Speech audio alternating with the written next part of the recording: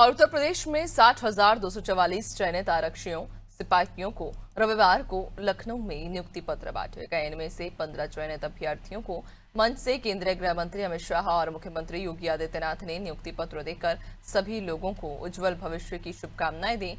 UP में पहली बार ऐसा हुआ जब इतने बड़े पैमाने पर नियुक्ति पत्र बांटे गए। इन चयनित अभ्यर्थियों को यूपी के अलग अलग जिलों से 1300 बसों से लखनऊ के कार्यक्रम स्थल डिफेंस एक्सपो ग्राउंड तक लाया गया, जहां इस भव्य कार्यक्रम का आयोजन हुआ। इसी पर देखिए हमारी ये खास रिपोर्ट। मुख्य अतिथि के रूप में लखनऊ पहुंचे केंद्रीय गृह मंत्री अमित शाह ने लखनऊ के डिफेंस एक्सपो ग्राउंड में मेधावी चयनित अभ्यर्थियों को नियुक्ति पत्र देकर 60,244 युवाओं को यूपी पुलिस का हिस्सा बनाया। अब से वे अलग अलग जिलों में सिपाही की ट्रेनिंग कर यूपी पुलिस में अपना अहम योगदान देंगे। कार्यक्रम में सीएम योगी आदित्यनाथ के साथ बीजेपी प्रदेश अध्यक्ष भूपेंद्र चौधरी, डिप्टी सीएम केशव प्रसाद मौर्य, ब्रजेश पाठक समेत मंत्रिमंडल में शामिल मंत्री ओम प्रकाश राजभर, आशीष पटेल, संजय निषाद, बेबी रानी मौर्य, स्वतंत्र देव सिंह, अनिल कुमार, धर्मवीर प्रजापति, असीम अरुण, दयाशंकर सिंह, जेपीएस राठौर, ब्रजेश सिंह, दयाशंकर मिश्रा दयालु, कपिल देव अग्रवाल, तारा सिंह, बलदेव सिंह औलख, नरेंद्र कश्यप, गुलाब देवी, मन्नू कोरी, अरविंद कुमार शर्मा, नंद गोपाल नंदी और गिरीश चंद्र यादव मौजूद रहे।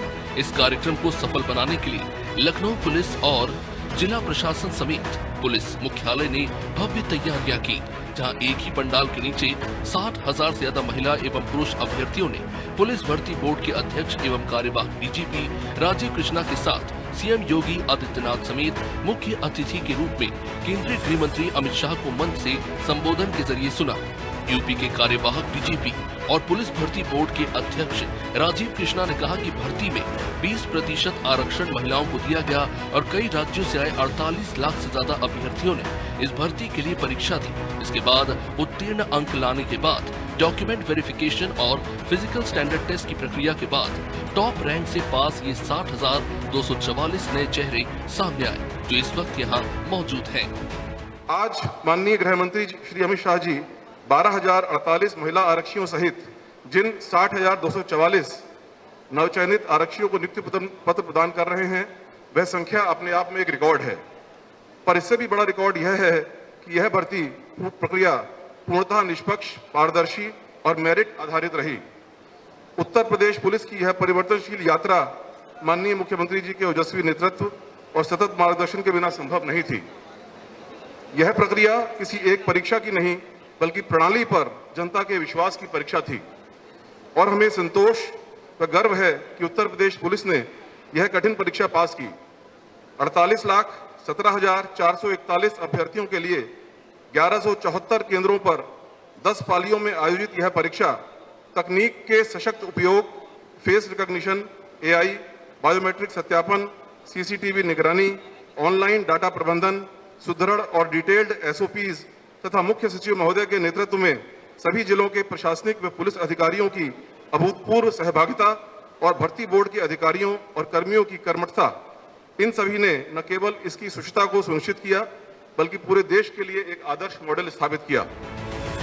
सीएम योगी आदित्यनाथ ने भी मंच से कहा कि ये भर्ती बिना किसी भेदभाव की हुई और इसमें सभी लोगों को हिस्सा बनाया गया। पिछले 8 साल में डबल इंजन सरकार ने हर क्षेत्र में बेहतर काम करने के बाद ऐसा काम किया, इसलिए पुलिस बल को आधुनिक बनाने पर जोर दिया गया। वहीं आज का कार्यक्रम प्रधानमंत्री और केंद्रीय मंत्री के नेतृत्व का परिणाम है।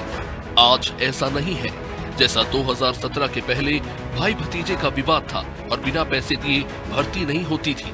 वो दिन चले गए और आज पारदर्शी तरीके से परीक्षाओं के साथ भर्तियां भी हो रही हैं।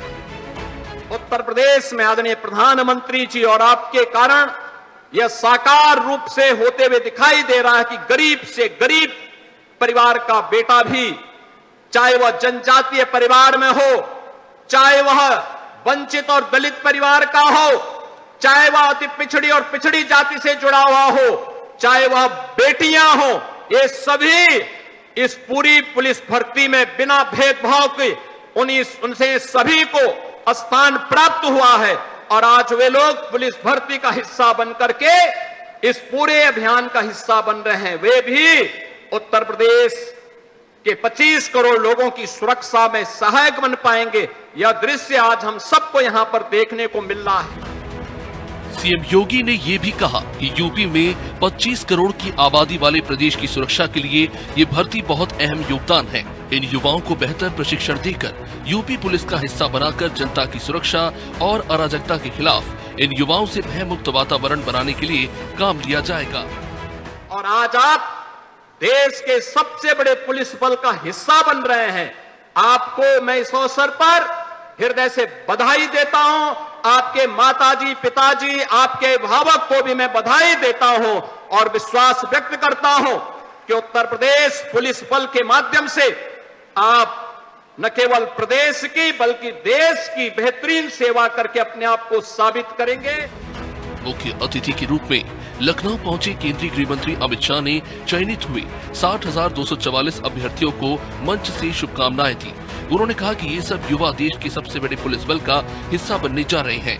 उन्होंने कहा कि चयनित भर्ती अभ्यर्थियों की संख्या बड़ी होने के साथ साथ ये भी महत्वपूर्ण है कि इन युवाओं को इसी भर्ती के लिए एक आना पाई तक नहीं देना पड़ा। यही नहीं, ये जाति, सिफारिश और भ्रष्टाचार से नहीं बल्कि अपनी योग्यता से भर्ती हुए हैं। मेरे सामने 60,244 युवा बैठे हैं। मैं उनके सामने हिम्मत से कह रहा हूं, किसी को एक काने पाई की भी रिश्वत किसी को देनी नहीं पड़ी है। ये पारदर्शिता के साथ भर्ती हुई, ना खर्ची, ना पर्ची, सिफारिश से भी नहीं, जाति के आधार पर भी नहीं और भ्रष्टाचार से भी नहीं, योग्यता के आधार पर 48 लाख एप्लीकेशन में से आप सब आपकी योग्यता के आधार पर आए हैं और मैं मानता हूं इससे बड़ी उपलब्धि किसी भी शासन के लिए कोई नहीं हो सकती है। मंच से केंद्रीय गृह मंत्री अमित शाह ने कहा कि योगी सरकार में अब गुंडों का फरमान नहीं चलता और इस काम को आप सभी 60,000 से ज्यादा भर्ती युवाओं को आगे बढ़ाना है। अगले 5 सालों में ऐसी व्यवस्था हो जाएगी कि किसी भी एफआईआर के बाद 3 साल के भीतर उस पर सुप्रीम कोर्ट तक फैसला होकर पीड़ित को न्याय मिलेगा। भारतीय नागरिक सुरक्षा संहिता और भारतीय साक्ष्य अधिनियम, ये तीनों कानून मैं आज आपके सामने बोलकर जाता हूं। 5 साल के अंदर देश में ऐसी स्थिति आएगी कि कोई भी एफआईआर हुआ, वो एफआईआर का सुप्रीम कोर्ट तक न्याय नागरिक को 3 साल के अंदर मिल जाएगा।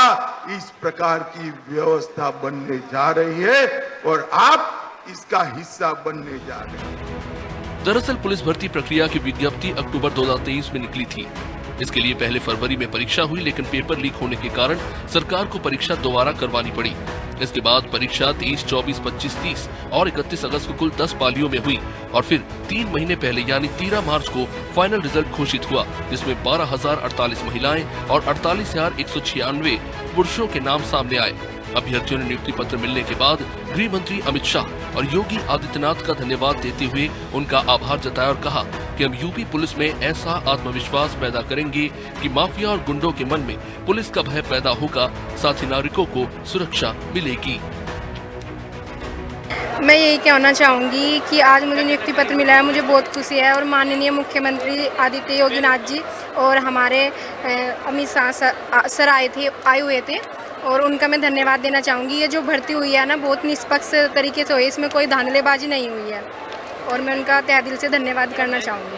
मेरा तो मतलब पहले से ऐसा सपना रहा है इसमें आने का और जब मतलब कई बार ऐसा हुआ है। फर्स्ट टाइम तो जब मैंने एग्ज़ाम दिया तो लीक हुआ तो थोड़ा सा दुख हुआ, लेकिन मुख्यमंत्री श्री आदित्यनाथ योगी जी की इतनी अच्छी व्यवस्था, इतना अच्छा सब कुछ था कि उन्होंने री एग्ज़ाम दोबारा से करवाया और हम लोगों को दोबारा से मौका मिला इस एग्ज़ाम को देने का और मैंने उसको क्वालिफाई किया। इस वजह से मैं बहुत खुश हूँ और ट्रेनिंग में जाने के लिए हमारी पूरी तैयारी भी हो चुकी है, हम लोग बहुत खुश हैं। और ये जो आरक्षी नागरिक की पुलिस की भर्ती हुई है, ये सबसे बड़ी भर्ती है और सबसे सफल भर्ती है। थोड़ा कमियां स्टार्टिंग में रही, लेकिन उसको सुधारा गया और बहुत अच्छी तरीके से पूरी पारदर्शिता के साथ जात पात धर्म सब से हट करके ये वैकेंसी पूरी तरीके से पारदर्शिता के साथ हुई है। क्या एम है आपका? बस एक ही एम है, गुंडे माफिया चोर लुटेरे जितने भी हैं या तो ये उत्तर प्रदेश छोड़ देंगे या तो उत्तर प्रदेश के नीचे दफन हो जाएंगे। जिस प्रकार से परीक्षा एक बार कैंसिल हुई, विवादों में घिरी, उस प्रकार ऐसा लगा था कि विवादों में दबकर रह जाएगी, लेकिन ये परीक्षा फिर से निष्पक्ष रूप से हुई।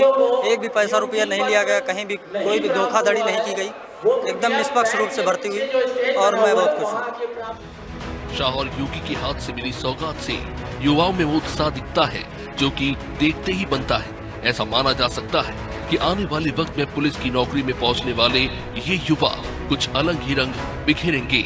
लखनऊ से कैमरामैन शिवांशु पटवा के साथ शादाब सिद्दीकी की रिपोर्ट। और फिलहाल इस बुलेटिन में इतना ही। बने रहिए आनंद टीवी के साथ। नमस्कार।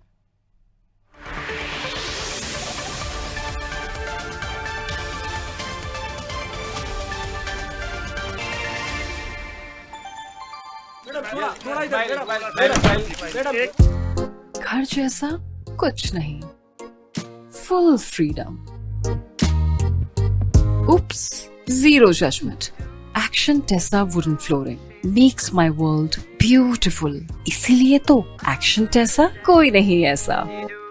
हर रोज हो जाता हूँ लेट, नहीं होता है मेरा। अबे घोचू, अथा इंडिया को मालूम है, पेट सफा हर रोग दफा। एक्शन टेसा का HDHMR बोर्ड चाहिए। वो हरे बोर्ड निकाल दे भाई। ये तो एक्शन टेसा का HDHMR बोर्ड नहीं है। सारे हरे बोर्ड एक जैसे ही होते हैं। क्या ये दीमक बोरर रेजिस्टेंट है और वाटर रेजिस्टेंट? हम बैठे हैं ना। किसी भी हरे बोर्ड को HDHMR समझकर घर लाओगे तो पछताओगे, क्योंकि सिर्फ एक्शन टेसा का HDHMR बोर्ड ही है वाटर, टर्माइट और बोरर रेजिस्टेंट।